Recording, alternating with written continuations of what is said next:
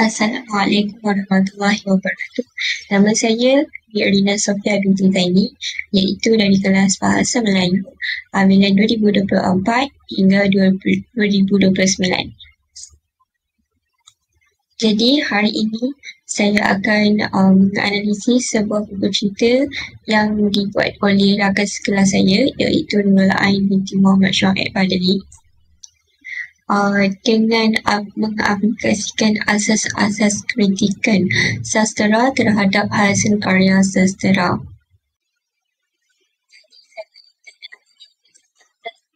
Sastera terhadap cerita Kebaru Umar yang dihasilkan oleh kawan saya, iaitu Nurul Ain binti Muhammad Syuaib Badali.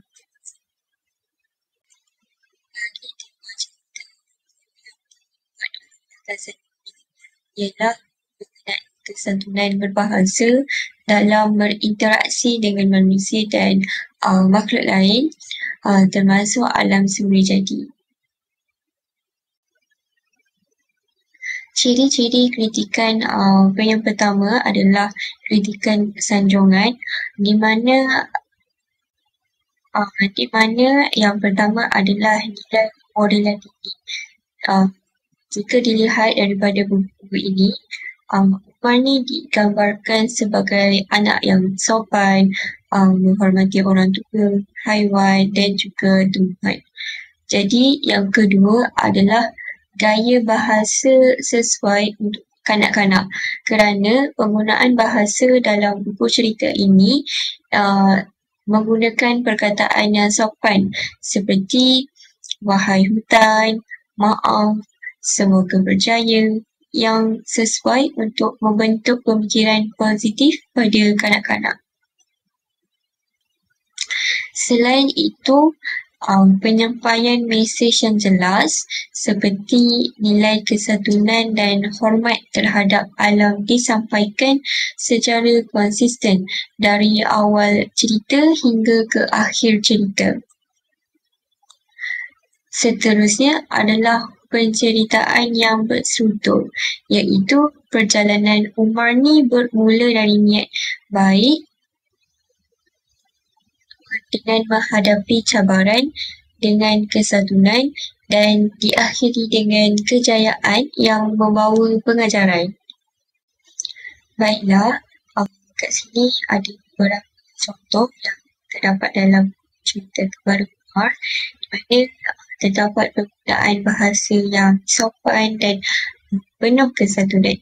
Contohnya pada halaman kedua, surat 2, iaitu wahai hutan, saya datang dengan niat yang baik. Semoga perjalanan saya selamat. Hal ini menunjukkan bahawa Umar ini menggunakan bahasa yang sopan walaupun bercakap dengan alam.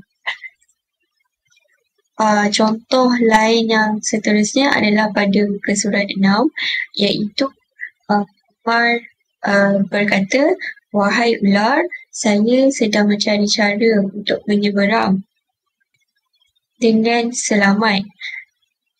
Hal ini menunjukkan yang Umar ini dia tidak marah atau menjerit walaupun berhadapan dengan ular. Jadi hal ini menunjukkanlah nilai tenang dan sopan dalam keadaan mencabar. Di samping itu, dalam Kebaru Umar ini terdapat juga nilai budi yang jelas dan konsisten, di mana contohnya pada muka surat 8 yang mengatakan Umar mengatakan, maaf, saya hanya memetik sedikit daun untuk merawat ibu saya. Hal ini menunjukkan yang Umar ni mengamalkan sikap kesantunan dan rasa hormat terhadap alam walaupun ketika memerlukan bantuan. Ciri kritikan yang kedua adalah kritikan teguran, di mana dalam cerita Kebaru Umar ini terdapat beberapa elemen yang positif dan bermanfaat, tetapi masih terdapat ruang untuk kita memberi penambahbaikan. Jadi ini adalah beberapa penambahbaikan yang saya ingin cadangkan.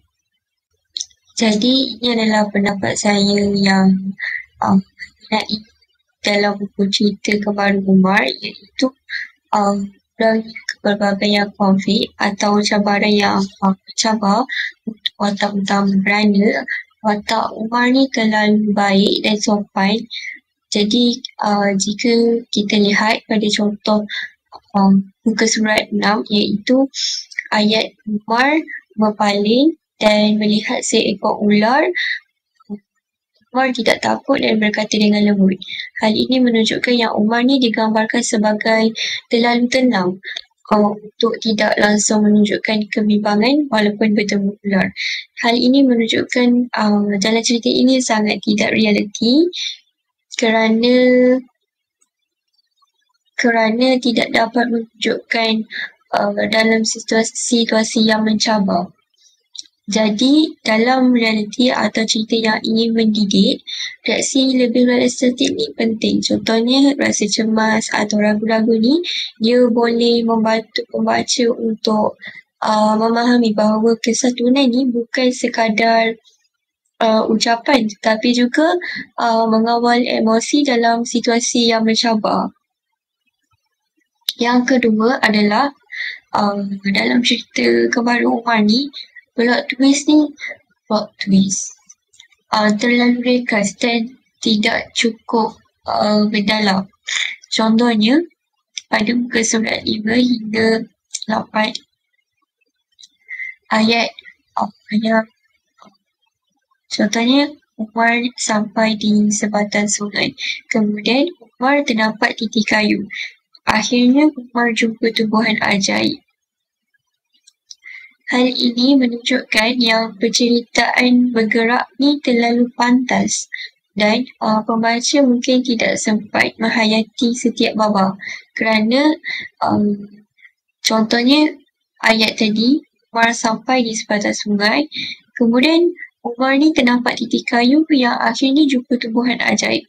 Jalan cerita ini terlalu cepat dan tidak dapat menghayati setiap babak.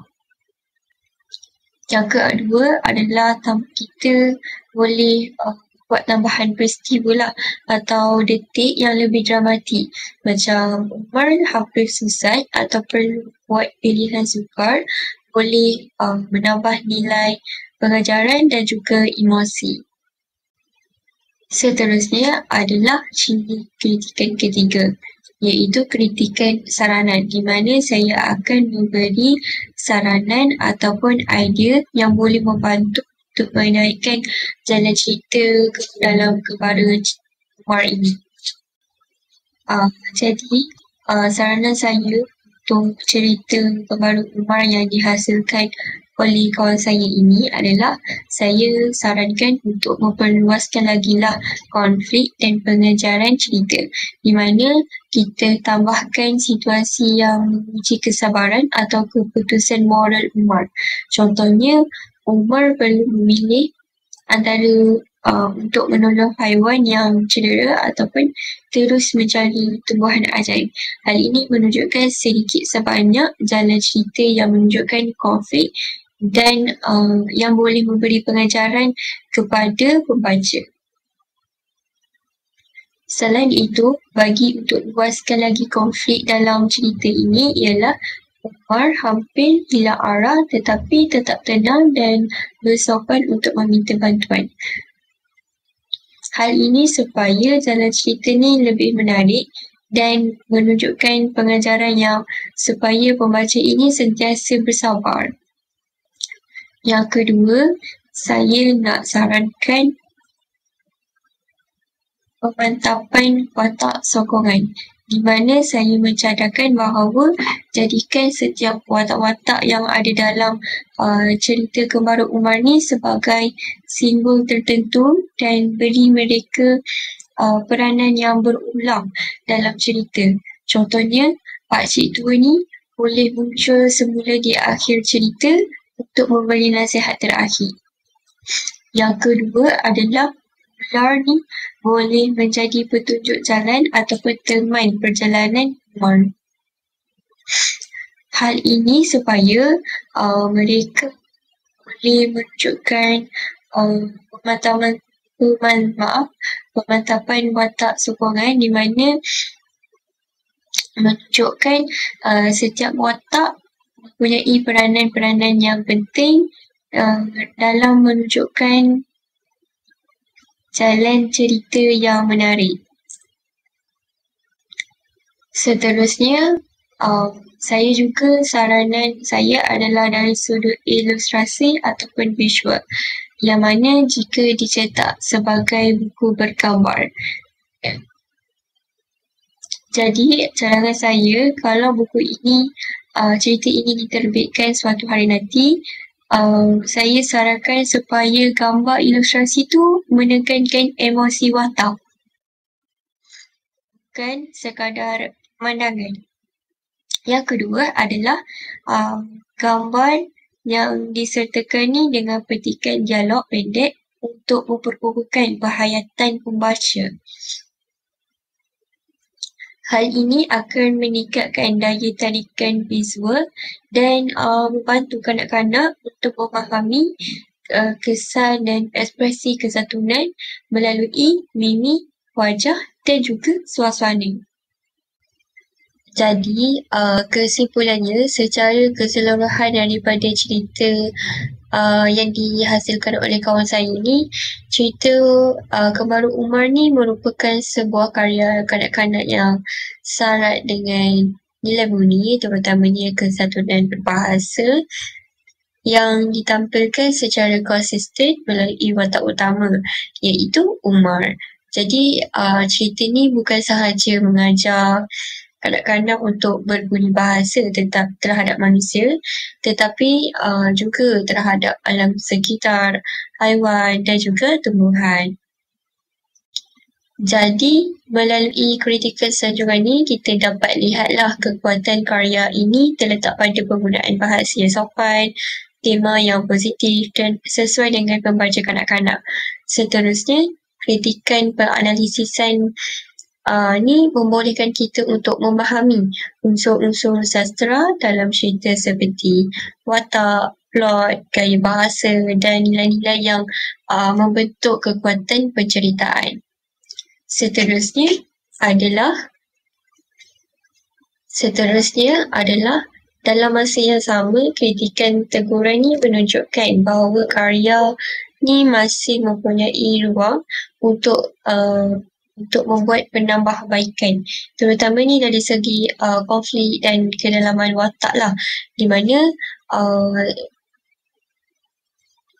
bagi menunjukkan rasa jalan cerita lebih menarik. Oleh itu, melalui kritikan saranan ni, terdapat beberapa cadangan yang telah diketengahkan untuk memperkaya lagi jalan cerita dan emosi yang ingin disampaikan. Oleh itu, sebagai penutup, cerita ni berjaya membawa mesej penting bahawa kesatuan berbahasa ni ialah asas kepada hubungan yang baik antara manusia dan alam, dan dengan sedikit pengembangan, iaitu berpotensi menjadi karya sastera kanak-kanak yang cemerlang dan memberi impak yang berpanjangan.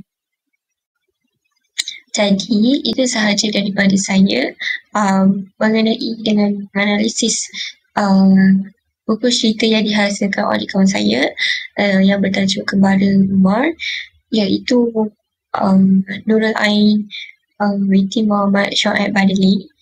Mengenai ini, terdapat